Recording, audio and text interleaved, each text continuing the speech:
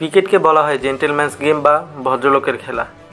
সেই খেলার রঞ্জে রঞ্জে মিশে আছে রাজনীতি বা কূটনীতির মতো বিষয়। ব্যতিক্রম নয় ভারতীয় উপমহাদেশও।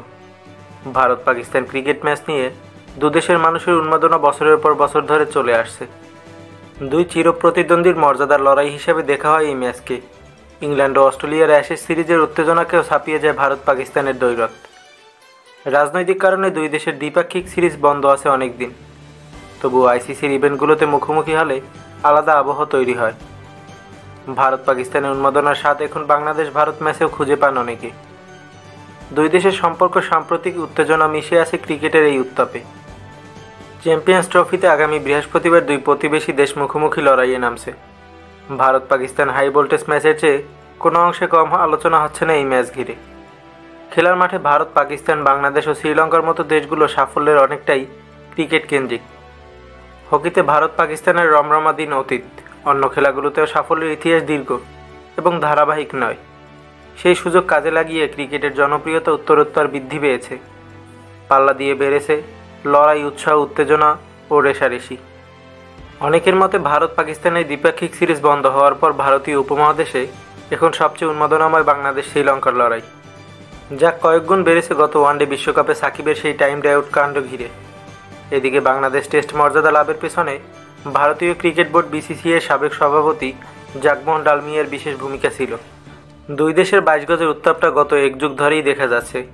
ভারতকে হারিয়ে দেওয়া, বিতর্কিত আম্পায়ারিং কিংবা টানটান উত্তেজনার লড়াই বিগত দিনগুলোতে দুই দেশের মাঠের চিত্রে অনেকটাই এমনই। গত আগস্টে বাংলাদেশের রাজনৈতিক পট পরিবর্তনের পর দুই দেশের রাজনৈতিক উত্তাপটা আগের যে কোনো সময়ের চেয়ে বেড়েছে। ধারণা করা হচ্ছে ক্রিকেট মাঠেও এবার আগের চেয়ে বেশি উত্তেজনা পারদ চড়বে। এবারের আসরে একই গ্রুপে পড়েছে উপমহাদেশের 3 দল ভারত, পাকিস্তান ও বাংলাদেশ। ভারত পাকিস্তান ম্যাচ নিয়ে চেনা সেই উত্তেজনা আজ শুরু হয়ে গেছে ইতিমধ্যে। উত্তেজনার নতুন উপাদান ভারত বাংলাদেশ ম্যাচ, যাতে অবশ্যই ইন্ধন যোগাচ্ছে দুই দেশের বর্তমান প্রেক্ষাপট। দুই পারের সমর্থকরাও চাইছে 22 গজেই জবাব দিতে। যদিও পরিসংখ্যান বা শক্তিমত্তায় বাংলাদেশের চেয়ে অনেক এগিয়ে ভারত, তবে 22 গজের টিম টাইগার্সের মুখোমুখিতে ভারতও কিছুটা নার্ভাস থাকে। এই টিম ইন্ডিয়াকেই বিশ্বকাপের মঞ্চে হারিয়ে দেওয়ার রেকর্ড আছে। এছাড়া বেশ কিছুবার কাছাকাছি গিয়েও ব্যাগে আনতে পারেনি বাংলাদেশ। লড়াইটা যে শুধু দুই দলের মধ্যে তেমনটা নয়, লড়াইটা আছে দুই দলের ক্রিকেটারদের মধ্যেও। গত ইমার্জিং এশিয়া কাপের ম্যাচে সৌম্য সরকারের সঙ্গে বিবাদে জড়িয়েছিলেন ভারতের হার্দিশ রানা। পরিস্থিতি নিয়ন্ত্রণে আনতে আম্পায়ারদের হস্তক্ষেপ করতে হয়েছিল। এবার তারা দুজনেই রয়েছেন চ্যাম্পিয়ন্স ট্রফির দলে। ভারত বাংলাদেশের ক্রিকেটারদের বাকযুদ্ধ নতুন নয়।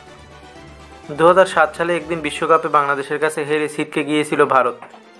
সেই ম্যাচের আগে মাশরাফি বিন মুর্তজার নড়াইলের ভাষায় রাহুল দ্রাবিড় দলকে হুঁশিয়ারি দিয়ে বলেছিলেন ধরে দিবানি। 2010 সালে বীরেন্দ্র সেহবাগ বাংলাদেশ টেস্ট খেলতে গিয়ে প্রতিপক্ষকে সাধারণ মানের দল হিসেবে বর্ণনা করেছিলেন। 2015 সালে বিশ্বকাপে রোহিত ক্যাচ দিয়েও বেঁচে যান নোবল হওয়ায়। সেই নোবল নিয়ে তৈরি হয়েছিল বিতর্ক। তখন ইন্টারন্যাশনাল ক্রিকেট কাউন্সিল আইসিসির সভাপতি ছিলেন বাংলাদেশেরই আহমদ মোস্তফা কামাল। বিক্ষোভের মুখে পড়েন তিনিও। সে বছরই ভারতের বিরুদ্ধে প্রথম কোনো ওডিআই সিরিজ জিতেছিল বাংলাদেশ। সেই সিরিজও বিতর্কহীন ছিল না। রান নেওয়ার সময় মহেন্দ্র সিং ধোনি ধাক্কা দিয়েছিল রাস্তা আটকে দাঁড়িয়ে থাকা মুস্তাফিজুর রহমানকে। মাটিতে পড়ে গিয়েছিল ফিজ। 2018 সালে এশিয়া কাপের ফাইনালে লিটন দাসের স্টাম্প আউট হওয়া নিয়ে বিতর্ক কম হয়নি, যা ধীরে ধীরে দুদেশের ক্রিকেট সম্পর্কের মধুর থেকে অম্লমধুর করে তুলেছে।